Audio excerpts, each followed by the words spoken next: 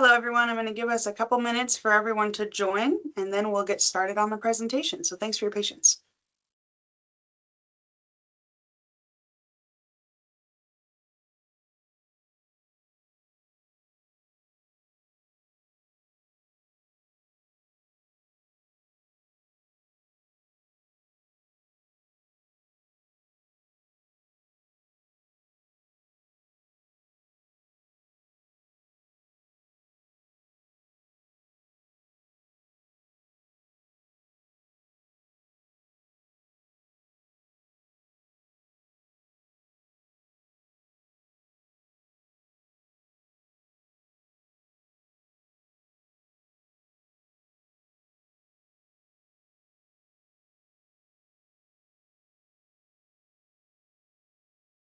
Okay, everyone, I'm going to go ahead and get started. If people jump in along the way, that's totally fine, but I want to honor the time of those already here. So thanks for joining us today. I want to just let you know kind of the intent of this is to really present you with all of the different options you have through Nightlight to build your family and to support children that are coming from hard places. Also, so you know who's speaking with you, my name is Morgan, and I'm our foster care program manager for our Colorado office specifically. Got about 6 years of experience with Nightlight. And answering questions in the Q&A today, we have Katie Clasquin. She's also out of our Colorado offices. She's our social services manager, and she's got, I believe, well over 8 years of experience at this point. So between the two of us, we're hopeful to be able to answer any questions that you have. And if for any reason we are unable to, we will direct you to the right people to make sure that you are fully equipped and aware of everything you need to know to be able to pursue whatever adoption program feels right for you. So just a little bit of overview about who we are as an agency. Sorry, my slide's not moving. There we go. Okay, so to know about Nightlight, we were established in 1959. This slide says 10, but as of last year, we're actually in 12 states now, thanks to some partnerships with some new agencies. And within those 12 states, we offer a variety of different adoption programs. We have kind of a bunch of like every spectrum of adoption you can imagine. The joke here is if there's a type of adoption out there, we do it. Starting with our embryo adoption program that we'll get more into in just a moment. We do international adoptions. We help facilitate domestic infant adoptions. Several of our states are certified to do foster care. And then we can also help with adoption from foster care. So couple things to know. Most of these programs kind of exist with the intent of one day there will be a child that needs your family. But there's also the reality that there are already kids waiting for your home. So Nightlight has a website that you can visit called Adoption Bridge. And this website serves a couple of different purposes, but one of them primarily is to list and provide some basic information on children that are already waiting around the world for their adoptive homes. Now you can get in and look at this information, and if a child like stands out to you as being a potentially great match for your family, then you're able to pursue an adoption of a waiting child. Other cases, you enter kind of the waiting arena, and then as a child becomes in need, you're able to be matched with them as well. So this is a great place to start if you're just trying to get a feel for what are the needs and who are the kids out there. Something to know about these waiting kiddos that you're more likely to see on Adoption Bridge is probably children that are a little bit over the age of 8, typically. Sibling groups of anywhere from 2 to 7 siblings. There's a need for all of that and in between. And then perhaps children that have medical or developmental needs that need to be considered. Those are going to be more likely to be in our waiting child lists. Now, the other purpose of Adoption Bridge, as you can imagine, and as you've probably heard as you've been diving into this adoption journey, is that there are expenses that come with adoption, and definitely not small ones. For some families, it's a barrier to prevent adoption. At Nightlight, we would really love to take away as many barriers as we possibly can. So we are equipped and ready to help families navigate the financial side of adoption, find unique and creative ways to fund your adoption, and also to find grants and things like that that are available to you that could help make this a possibility. One of the things that we do on Adoption Bridge is we have it set up to where you can do crowdfunding. So you can create a profile, share with people what it is that your family's trying to do, set a financial goal, and then people can go there and make tax-deductible donations directly to your adoption, which is just a cool way to be able to collect that support and also share your story at the same time. Another thing that's important to note is that there are adoption tax credits available for anyone that has pursued an adoption.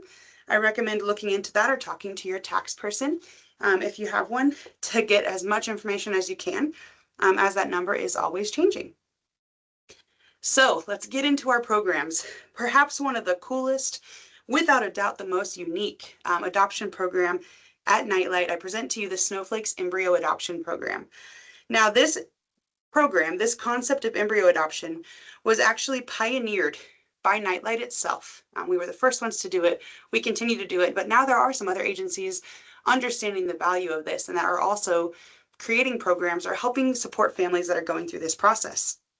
The thing that kind of sets our program apart is where in most states and in most places, embryos are just recognized as property. We consider that to be a life. And so we do not do this, and we don't treat this as just a simple property transfer, but truly as an adoption, which means that there's going to be a home study involved, an intentional work to make sure that you're prepared to take care of a child from a really unique place. Snowflakes recently hit a milestone of over 1,400 babies born through embryo adoption, which is just such an incredible thing to think about, just given the realities of embryos in our nation. It is estimated right now that there are over 1 million embryos in frozen storage.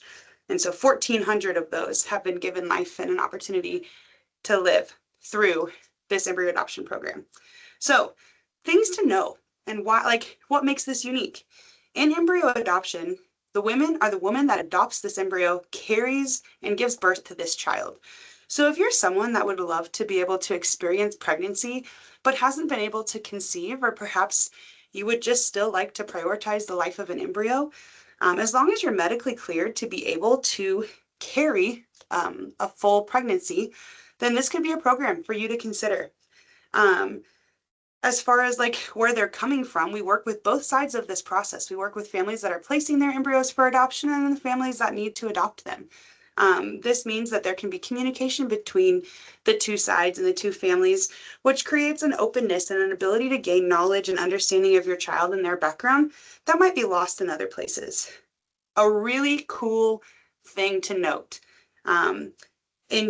Just this last summer, in 2025, in July, there was a baby born through Snowflake's embryo adoption program that prior to his birth, he had been frozen in storage for 30 and a half years.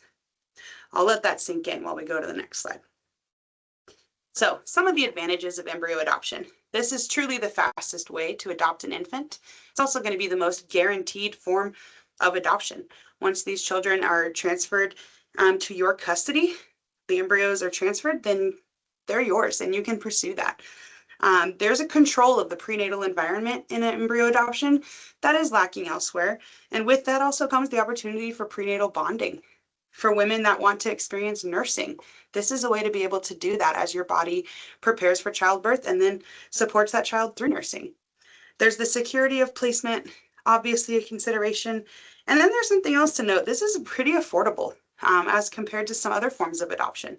So if that sounds like something that is a good fit for you, I really encourage you to take the time to consider this really unique adoption program. Now, some of the eligibility requirements for this, adoptive mothers need to be between the ages of 25 and 44. And for any of our Nightlight programs, if there's a couple moving forward in one of our programs, they need to have been married for at least 2 years. So what does it look like to adopt an embryo? You start with an application. We'll make sure you're physically cleared to carry a pregnancy. We do a home study. We really get to know you, support you so that you're ready to jump into this process. You create a family profile just so that the genetic parents know a little bit about who you are, and then they can feel confident and comfortable with you, potentially being the parents of their embryos. You move into matching. Once you are matched with embryos, those embryos do have to be approved by whatever fertility clinic you're choosing to use. If you don't have ideas for a fertility clinic and you'd like advice, we have so many great partners that we would love to send you their way. So feel free to reach out if you'd like to get an idea of who would be the best to work with. Once the fertility clinics do approve embryos, you move into the contract phase. Those frozen embryos get shipped to your clinic, and then soon after that, you move forward with the frozen embryo transfer. After that 9 months of waiting, ideally, there's a baby coming home in your arms, which is a really incredible process. And this is a unique way to be able to give birth to genetic siblings. If you adopt embryos, the multiple in one set, those are going to be genetic siblings that you get the opportunity to carry and then keep together through their life, which is really incredible. Let's say you're on the other side of this and you're a placing parent. If you have embryos in frozen storage, or if you're kind of approaching a time where you're going to have to make decision for embryos that you still have, there's a lot to consider. I'm sure you've been given the options of paying storage fees, donating them to science for research, or just destroying them. We would love for you to consider placing them through Nightlight so that they can be matched with one of our families that's eager and ready to adopt and help carry them and give them a chance. So if that sounds like something that you're wrestling with, we have someone on staff that can walk you through what the process would look like to donate your embryos, and they can give you a lot of information about even what the relationship afterwards could look like. As far as what sets Snowflakes apart from other clinics, or maybe another program that your fertility clinic is offering you, is that we will accept all embryos, regardless of time stored, regardless of the number of embryos remaining or a family health history. In other places, it might be hard for a single embryo to be placed, or for an embryo that's been frozen for 30.5 years to be placed. That's not a barrier at Nightlight. We would love to give every embryo a shot. And we have some families specifically waiting for kind of these harder to place embryos, such as a single embryo and things like that. So that does not have to limit abilities here. We're happy to work with that regardless. Families who place with the Snowflakes program are empowered to choose the adopting family. What an incredible thing that you get to see what the life could be for the embryo that you're waiting to figure out what to do with. Then you also can maintain a relationship if you want. This is such a cool image here on the slide of genetic siblings attending an older sister's wedding. And even though they weren't raised together, there's an important relationship there that's just really cool to be able to reflect on and acknowledge. Snowflakes is a thorough process, so we're going to make sure that you get all of the documentation you need. We're going to ensure FDA compliance. We're going to match you with a family of your choice or within your preferences. And then we will finalize that adoption using legally binding contracts so that you're well protected. And then we help facilitate the scheduling, the payment for the shipments, and things like that. There's just a lot of support, a lot of hands-on involvement from us so that you don't have to navigate it alone. What does the timeline look like for placing? You start with application. Typically that paperwork does take a few months, but once you're there, you enter into matching, and that's where you get to review adopting family profiles. You get to really establish your preferences and kind of think through what is it that we want for our embryos. And then once you're matched with that family, you enter a contract phase. Everyone gets to their agreement. We sign contracts, we facilitate the shipping, and then the embryos are off. And then hopefully headed to their fertility clinic that will facilitate the embryo transfers, which is that final step before the adoptive parents get to bring that baby home. So a very cool process, but a very in-depth process. Like I said, I encourage you to reach out if you're interested in learning more. Now jumping into international adoption. But typically when I think, and when we all kind of process international adoption, one of the very first things to note is that this is best for families that aren't looking to adopt an infant. This is, kids that are waiting, kids that are probably a little bit older. We do have some programs with children that are younger. However, most of ours have kiddos that are older and waiting, which is a unique calling that we encourage you to pursue. In these programs that we work in, if there are younger children that need adoptive homes, you're more likely to see significant medical, behavioral, developmental needs, which they're still worthy of finding a home, but it's something to consider up front. What needs are you open to? What's going to be a good fit? And what can you commit to when you bring your child home? So, why do people adopt internationally? I think this is typically a calling of people. There's a heart of compassion that is built in people, that then they get out and they pursue this. The other draw of this is because there are waiting children and there's faces and profiles that you can go read right now.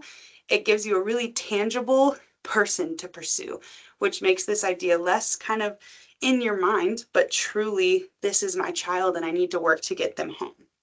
There's a certainty of custody. Once that child comes home, they are in your custody. You've adopted, they're a permanent member of your family. This is also a really diverse way to adopt. If you have your own unique ethnic background and you want to support a child from the same kind of background, this is potentially a great way to do that. There's children of various ages. There's lots of sibling groups that need homes. Things to note is that the time frames vary, and there's always different requirements per country, but it's worth looking into for sure. So when you are trying to navigate and figure out, well, what country is going to be the best fit for us, if you have special interests to consider, maybe you speak another language that is a linguistic match for another country, that's a great place to start and consider. The age of child that you'd like to pursue will also help kind of narrow down which programs are going to be the best fit. Each country has its own restrictions on adoption or on adopting parents, such as age restrictions, marital status, levels of debt. They all have some unique things that they look for. You also want to take into account the overall cost of the country program. Each country does have a different cost associated with it. Time to receive referral is something to consider. If you're patient and can wait years, that might dictate where you're able to wait. Or if you're looking for something more quick, that'll also help us make a decision. Travel, that's a very big thing to consider. Some countries might require 2 trips to the country, some might require more. Some might require that you're there for 2 weeks, some 2 months. So as you look through the international adoption programs and speak with our inquiry specialists, I encourage you to ask, what are the travel restrictions? Because that might be one of the things that right off the bat helps kind of figure out what's practical for you guys, what's allowable and what's not. And then special needs. Each country has their own kind of focuses on special needs that they're specifically looking for homes for. So I would, again, encourage you to sit down and kind of figure out as a family what is going to be a good fit for you all. It's also a good thing to take into account that special needs they vary so much, and what might be a significant special need elsewhere is something that's actually resolvable with United States medical care availability, whether it be a vision issue or a surgery that needs to happen that cannot happen in their country of origin or things like that. So there's a lot of considerations there, and there's so many different countries to consider that the best thing you can do is kind of set your mind to what your preferences are, and then from there figure out what's going to be the best match for those. If you're not ready to commit to a country or commit to adoption, but you would like to advocate for a child in need in an international country, we have incredible programs for hosting. So in the summertime and then also in the winter time, you can have a child in your home for 2 to 4 weeks. During that time, the intent is that you let them see kind of what family life looks like, do some fun things, expose them to some of the cool things that you might have in your community or in your area, but also at the same time, be advocating for who could adopt this child. If it's not going to be you, do you have someone in your community? Do you have someone in your church, a family member that you need to introduce this child to be able to advocate for them? That's a good way to use this time. And it's also just an incredible way to meet a need and potentially give a child a once-in-a-lifetime opportunity to have that kind of experience. This is a breakdown of all the different countries that we work in. Each country, like I said, has their own specific requirements. So some of the countries we're able to work in are only for relative adoptions. So if you have a family member in Jamaica or other countries, there's some that are going to be more focused on things like that, but it's always worth asking. So don't hesitate to reach out, learn about each country that interests you, and we can go from there. If you go to our website, under the nightlight.org, like it says here, you can get a breakdown, a kind of an overview of each of these programs to give you some starting information that'll help you also narrow it down to figure out what's going to be best for you. Okay, the next program I will discuss is our domestic infant adoption program. This is also, kind of the typical approach and typically the best fit for families that are desiring to adopt an infant. But there's some things to consider here because there's more to it than just supporting an infant. Something about Nightlight is that, we're only going to work with families that are open to an open adoption, maintaining contact, being in communication. Granted, that's at varying degrees for each placement, but we stand by the research and everyone's kind of consensus that the healthiest situation for all members of an adoption is for openness and for ongoing communication and transparency in that. So adoption, what is domestic adoption? It's when a plan is made for when expectant parents are faced with an unplanned pregnancy or they find themselves unable to care for their child. It's a choice that they make. It's common in the US. This is probably something that you've seen or heard of as it's typically recognized as a way to adopt.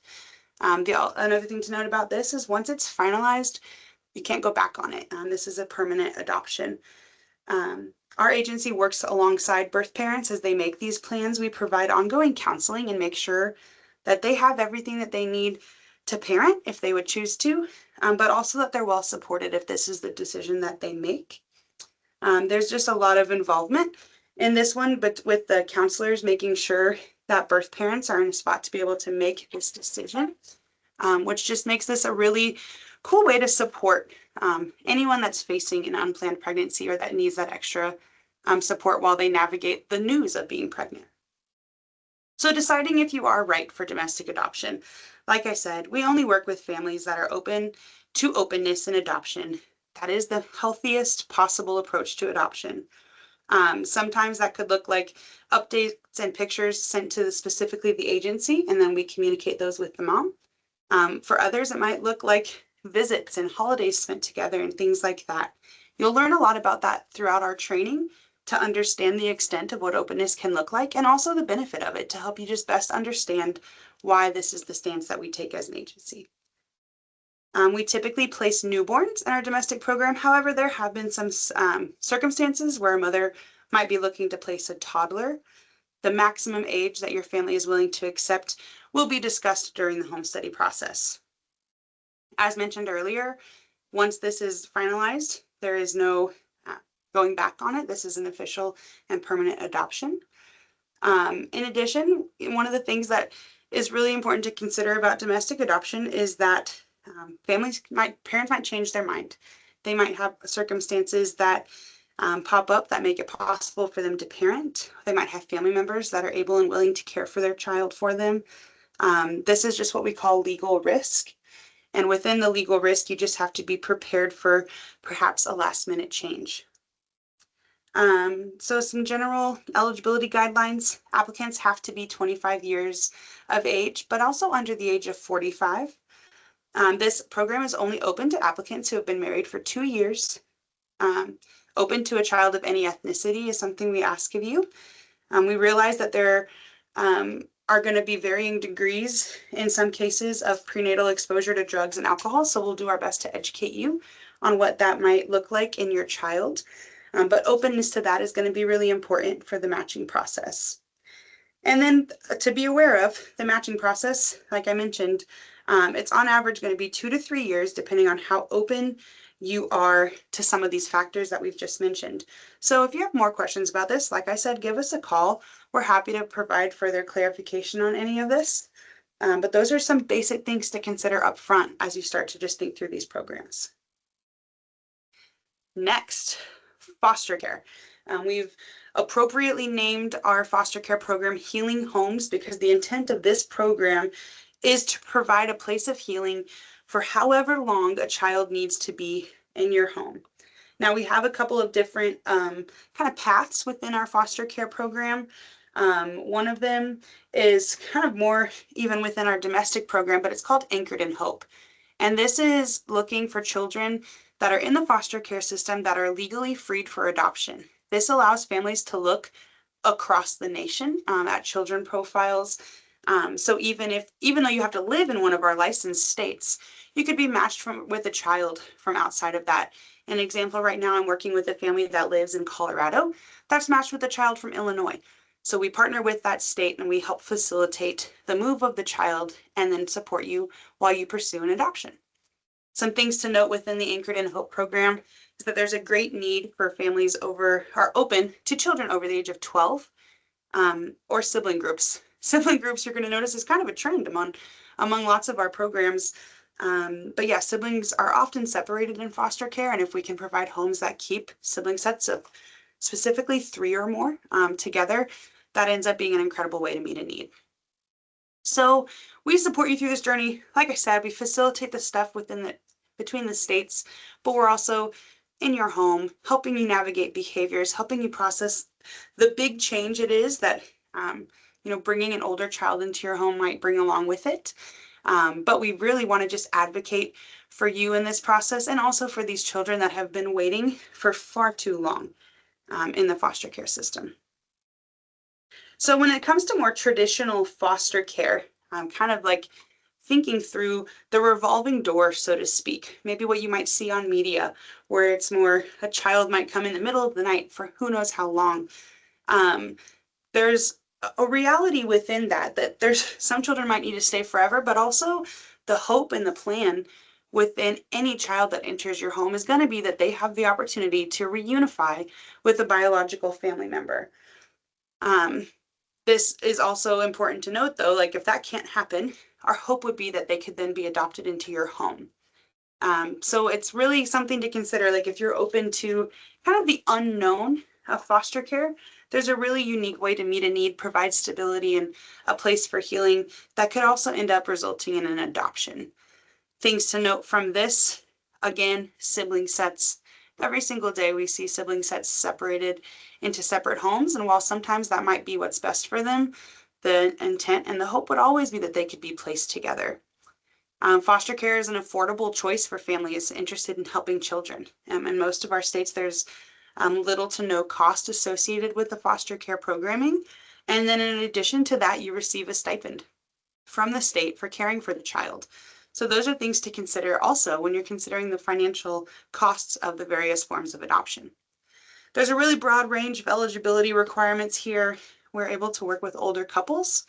Single individuals are also some potentially able to meet needs that maybe no one else can. So there's just a lot of opportunities for a lot of different people within our foster care programs. It's important to note that you do have to live within one of our licensed states to be able to work in our foster care program. And even within those states, there's going to be some mileage requirements, a radius of how far you can live from our office. Not because we don't want to support you if you're outside of it, but because the reality is that we want to be in your home and hands-on supporting you as often as we can, which means you need to be easily accessible to our staff. So why foster care and adoption from foster care? There are currently 14,000 children more in foster care, more than there even were last year. Each year, 14,000 more children enter care.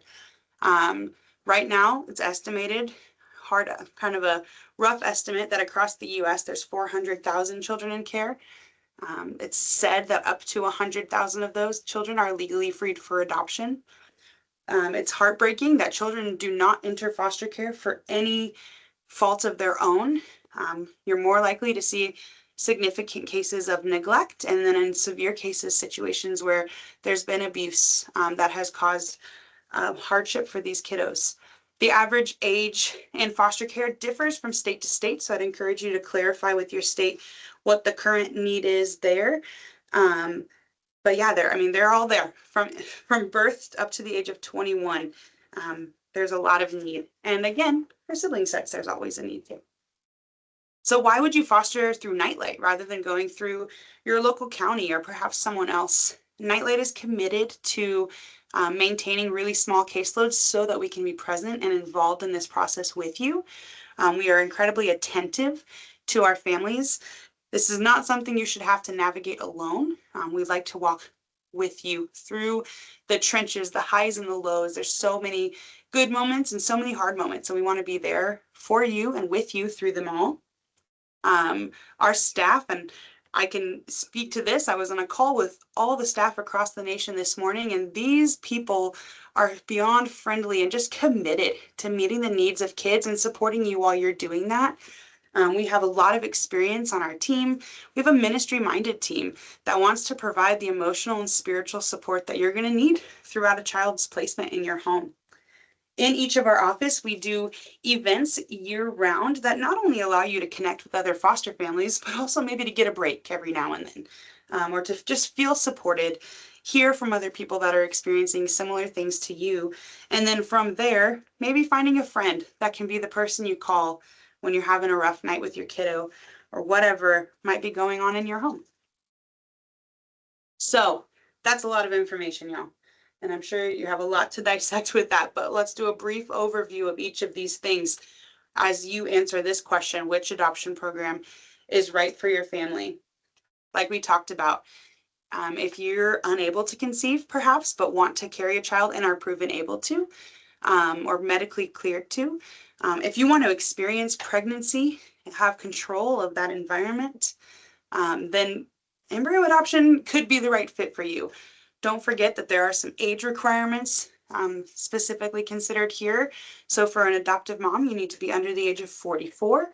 But if these are the qualifications, if you feel like these things apply to you, and you just love the idea of giving a frozen embryo the chance at life, then we would really love to talk to you about that and share even more than what I'm able to in this time.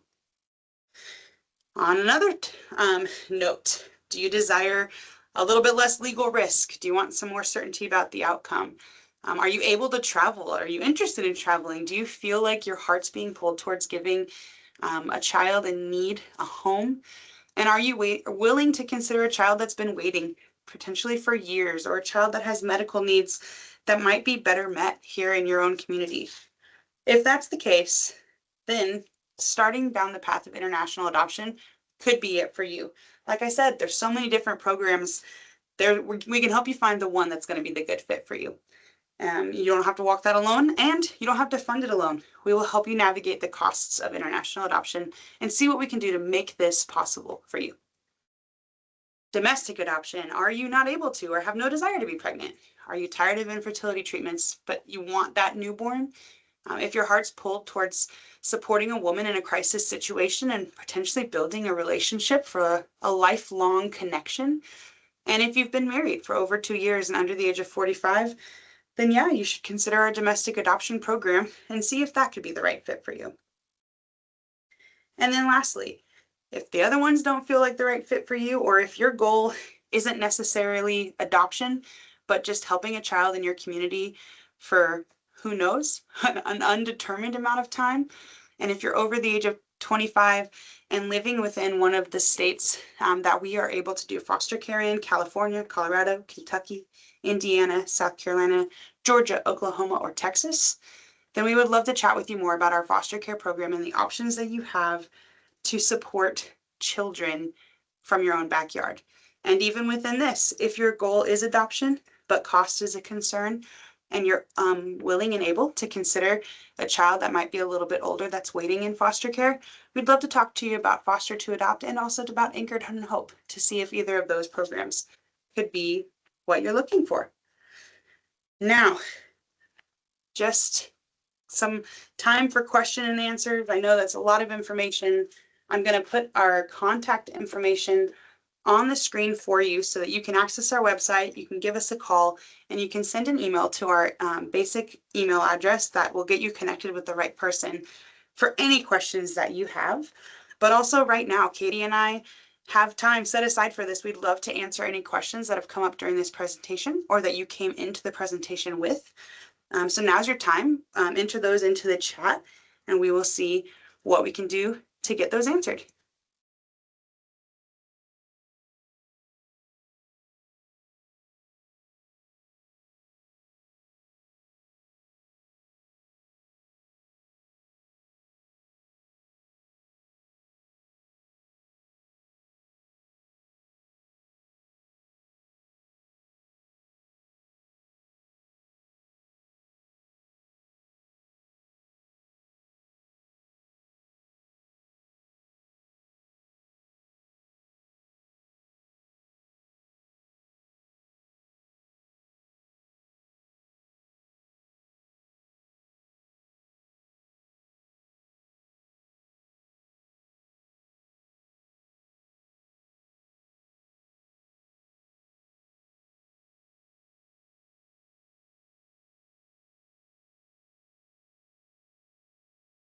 I also forgot to mention, but would love to share with you that if you're interested in learning more about children that are waiting through our international programs, the waiting children that I mentioned that are posted on Adoption Bridge, our international team has put together a webinar for next week, February 18th at 4 p.m. Eastern Time, where they're going to take the time to share some more in-depth information about kiddos from a variety of different countries. And if you would be interested in joining that and maybe learning some more about those kiddos, or if you have a specific kiddo in mind that you'd love for them to consider talking about, you can go onto our website and register to attend that. And they would love to share more with you at that time.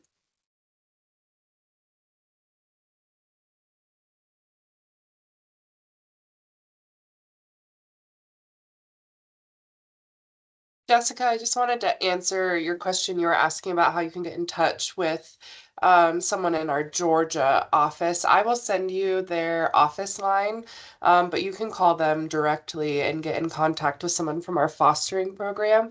And then someone else was also asking about if we offer or partner with companies to provide therapy or mental health services for families.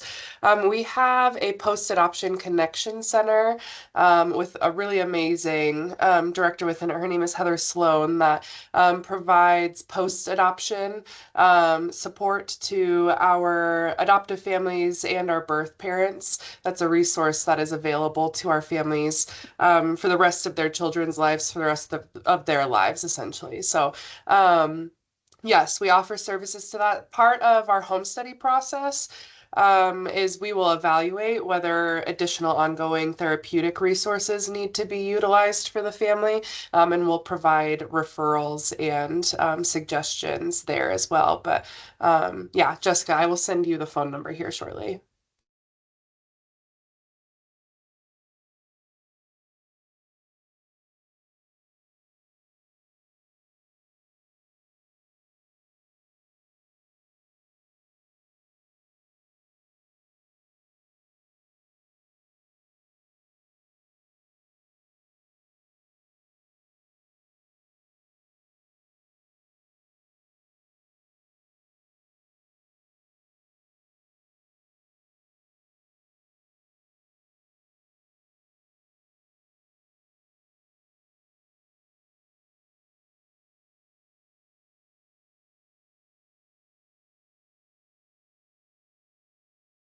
Okay, I'm going to go ahead and turn off that slide, but if you still need that contact information, we can put it in the chat for you. We're going to hang out again for a few more minutes if you have more questions.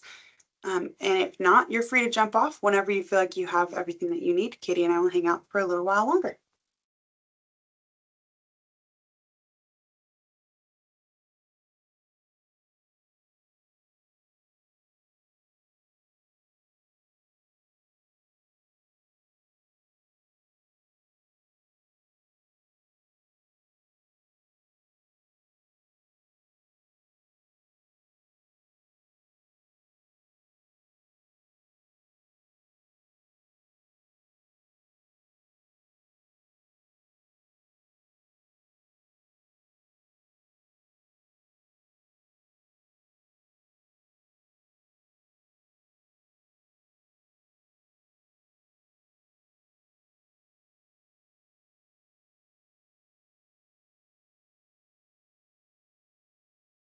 The question about an age limit for adopting a toddler, not necessarily. We typically try to hold the line of the adopting parent is not any older than 45 years older than the child, but that doesn't necessarily mean that that's going to limit or exclude you from every younger child out that needs to be adopted. So yes, but also no. We would rather the toddler be placed in a loving home.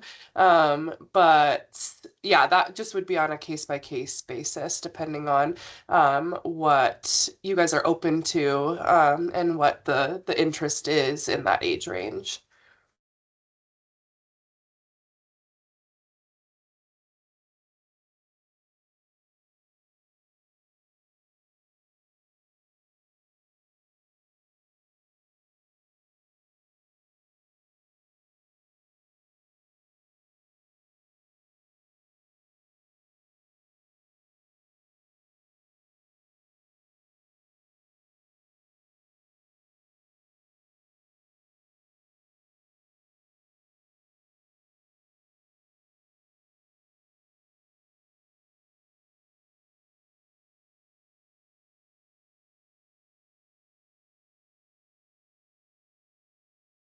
Okay, I think that may be all the questions. We'll go ahead and end the event for the day, but please reach out. We are general email info@nightlight.org if you have any further questions or we can get you connected to anyone. But it has been a pleasure.